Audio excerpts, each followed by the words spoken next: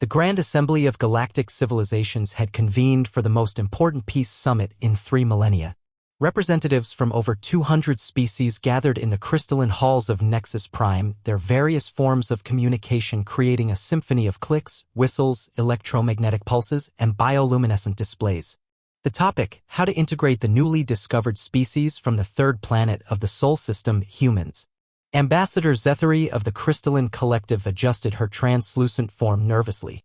As the appointed liaison for first contact protocols, she had studied the human data files extensively. The reports were concerning.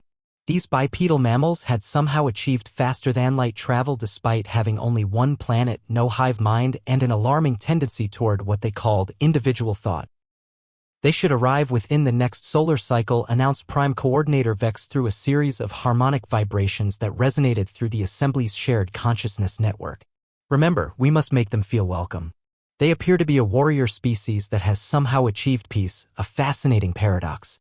The ethereal minds of Proxima floated in their containment fields, projecting concern. The preliminary scans show they carry weapons even to diplomatic functions, one whispered telepathically. And they ingest poison recreationally, something called alcohol. Poison, chittered the insectoid delegate from Kepler 442b. Perhaps it's a form of courage enhancement ritual? Before anyone could respond, the massive doors of the assembly hall began to open. A hush fell over the gathering as the human delegation entered. The first thing that struck the assembled aliens was the human size.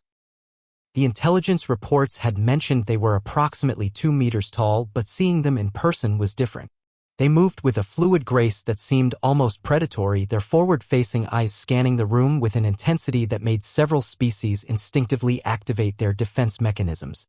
Leading the group was Ambassador Sarachin, a woman whose calm demeanor somehow made her more intimidating rather than less. She wore what the humans called a business suit, a form-fitting garment that the galaxy's xenobiologists had theorized was some kind of tactical armor.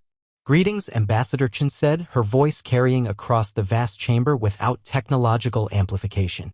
The fact that humans could project sound so powerfully with their organic vocal cords sent a ripple of unease through the crowd. "We come in peace, seeking friendship and mutual understanding." The human delegation spread out in what they probably considered a diplomatic formation, but which looked suspiciously like a military flanking maneuver to the assembled aliens. Each human carried a small rectangular device, their smartphones, which continuously emitted electromagnetic signals. To the more technologically sensitive species, it appeared as though the humans were conducting some form of active scanning. "By the void," whispered a gaseous being from the Andromeda sector, "they're multitasking. They're having a diplomatic meeting while simultaneously running what appears to be reconnaissance operations." The situation escalated when Ambassador Chen smiled, a gesture that revealed her species' omnivorous dental structure. The sight of those flat grinding teeth adjacent to pointed canines sent several herbivorous species into immediate defensive postures. "We've brought gifts," Chen announced, gesturing to her aide, who began distributing items from a container.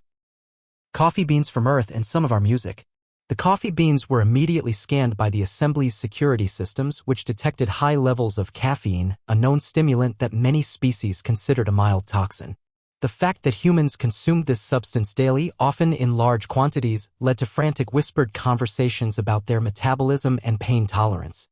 When the humans played their music, a composition by someone called Beethoven, the dramatic crescendos and thunderous orchestral arrangements caused the sound-sensitive resonance beings to flee the chamber entirely. What humans considered beautiful art, the aliens interpreted as a sonic weapon demonstration. The final straw came when Ambassador Chen, in a gesture of openness, began to discuss human history. She spoke of their ability to adapt to every environment on their planet, from frozen tundras to scorching deserts. She mentioned their tendency to keep predators as pets and their recreational activities, which included something called extreme sports. Apparently, humans voluntarily threw themselves off cliffs and mountains for entertainment. "They're apex predators," Zethary transmitted urgently to the Assembly's Emergency Council.